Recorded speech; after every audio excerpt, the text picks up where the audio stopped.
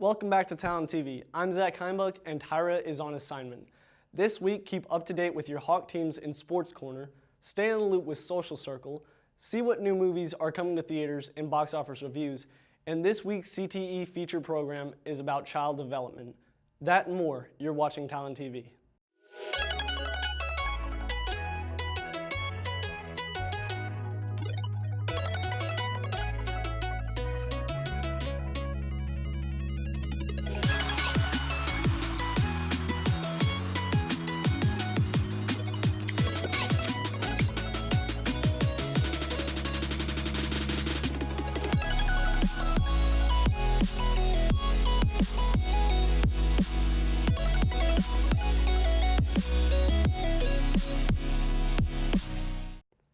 Last week we told you about Elon Musk and how he's selling flamethrowers, but this week he put a car into space.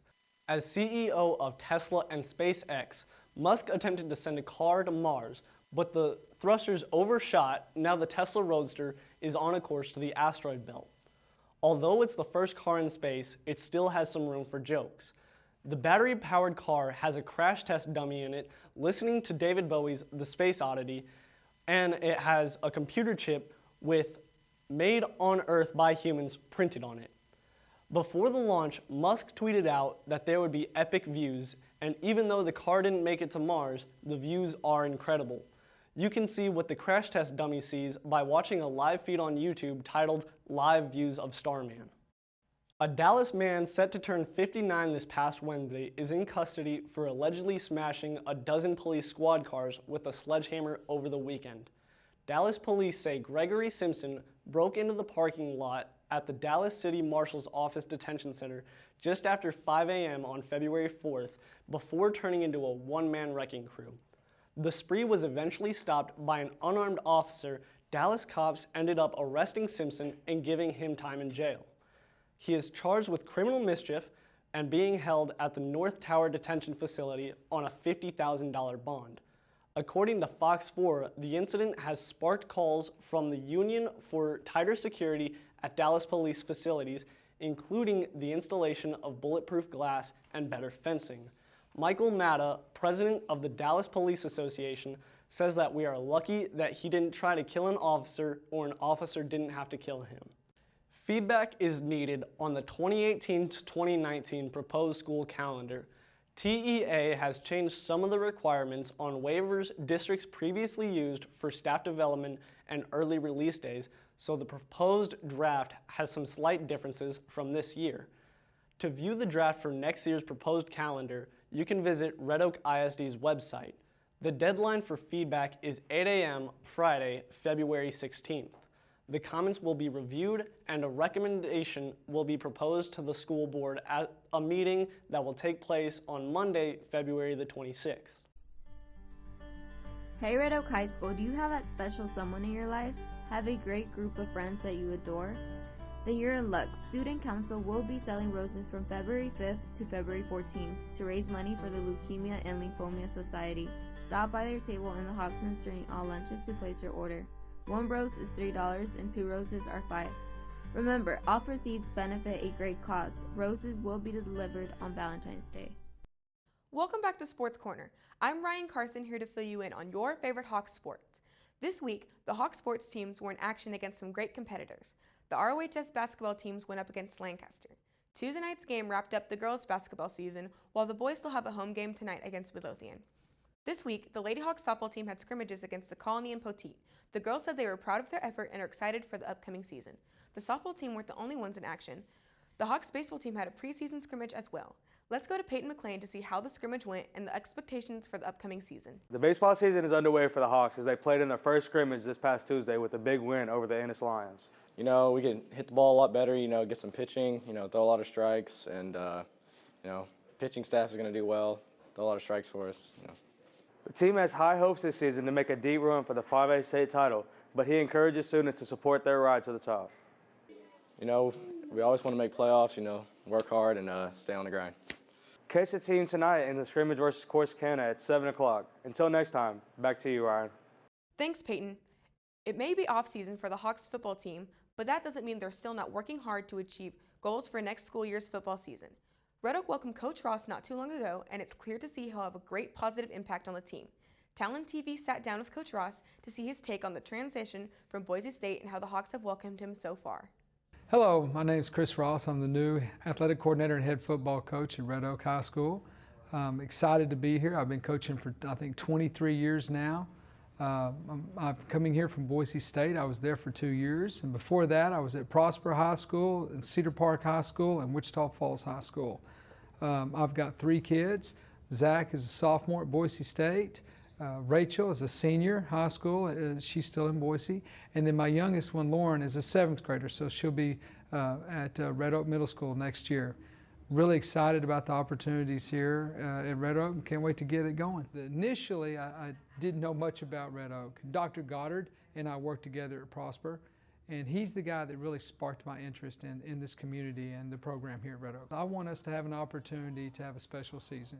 You know, we've got tremendous young guys. They're working really, really hard, and I want to make sure that we maximize their potential in every way we possibly can, academically, athletically, and socially. Can't wait to get this thing going. They're doing an unbelievable job, but we got a lot of work left to do. Wednesday marked a huge day in the lives of some Red Oak athletes.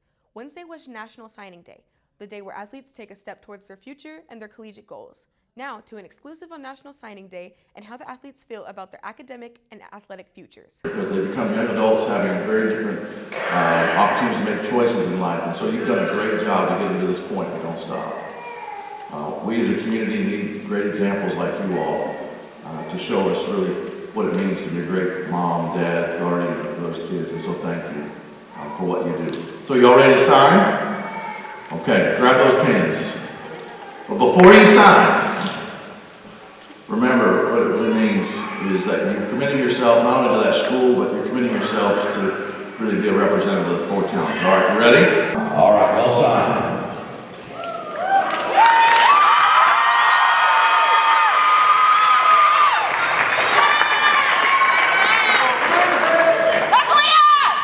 My name is Sarah Stanford. Malia Mendoza. Renhampton. Kiara Taiski. Darian Crow. Talia Grant. Savannah Del Rosa. The most influential person was my sister, Alyssa, because she inspired me to be a nurse. The most influential person I would have to say was, well, it's actually 2 people. My parents, they kind of influenced what I did and kind of kept me away from certain things to kind of mold me into who I am. So they played the biggest part in who I am today. The most influential person in my life is my mom because she helps me do everything and she's guiding me through everything. That would be my mom. Yeah, because she's always pushed me to be the best I can be, and she died when I was younger, and I've always wanted to just make her proud and just continue on and play softball. I decided to go to the school I'm going to because it gives me a lot of money for what I want to do. I really like the coaching staff at my school, and you know, they do things well and they have a really good program, and just the environment at the school is the reason I want to go there. I decided my school by just looking through the website and everything they had and all the choices they gave me. Just make sure to apply a lot of places and pray about it and always have your options open. Just email college coaches and just try to get into somewhere you like. Just follow your heart and not to let outside influences or other people kind of dictate where you want to go, because if you do that, you'll probably end up unhappy or somewhere that you did want to be. Not to give up, ever. Always do your best. Practice, games, like even when you're doing outside on your own, just keep doing it. Don't give up, and always work as hard as you can. The most influential person in my life is my dad. He's really inspired me to play the game, and he's the one who got me started on it. It's my older sister because she's the one who got me into soccer. I'd give the people next year to just continue to try to reach their goals and to always stay positive and just be the best they can be. I didn't want a big college, and the junior college was something that I was thinking about, and then my sister went there, the one that is my main person that I go to when I have to. But I didn't want a big campus or anything like that, and when I went to go visit, and I got all the good answers that I needed, so that's how I chose it. Don't do drugs, and just be safe and enjoy while it lasts. I wanted to get the college feel, but without just jumping into the university like just yet. I wanted to kind of ease in there and see how it was. And plus, with me already prior like knowing the coach, it made it easier because I didn't feel like I was just going into the situation blind, you know? It was, yeah. And the deciding factor was my relationship with the coach and previously, just how I felt about the school.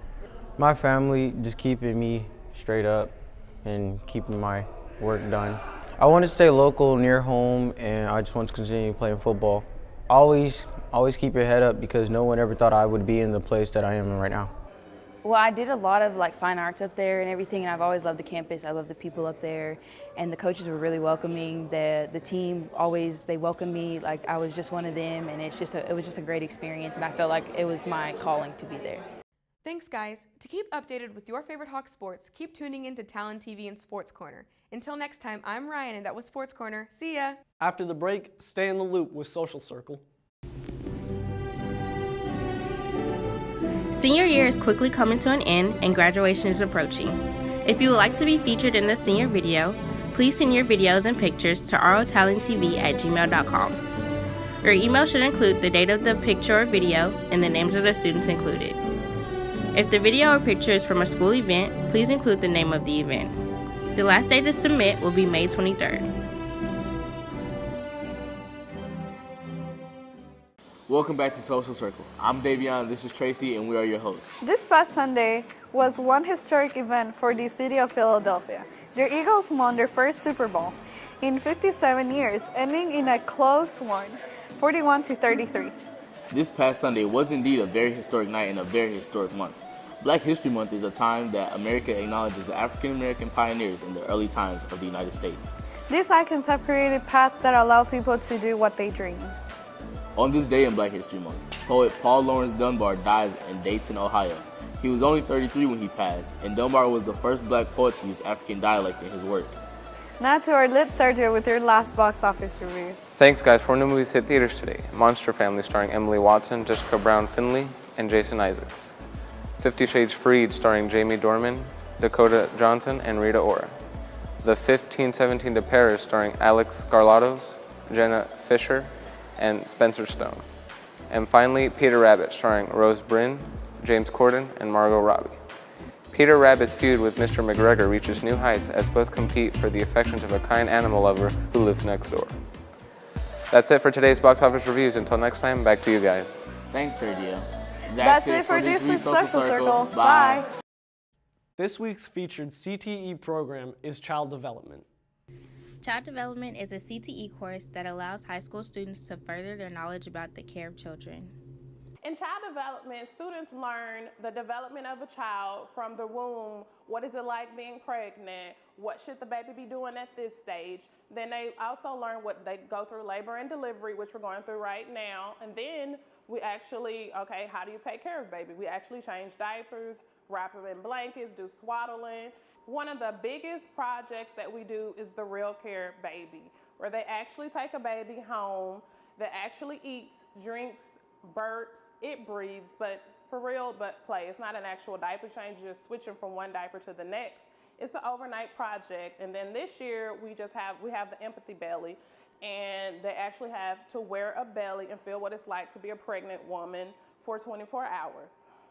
Child Development offers the opportunity to develop a positive understanding of the growth and development of children and parenting skills. That's it for this week's news. Be sure to tune in next week for TalonTV.